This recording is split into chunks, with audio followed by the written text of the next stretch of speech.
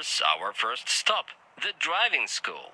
This is where players get their driver's license, which you'll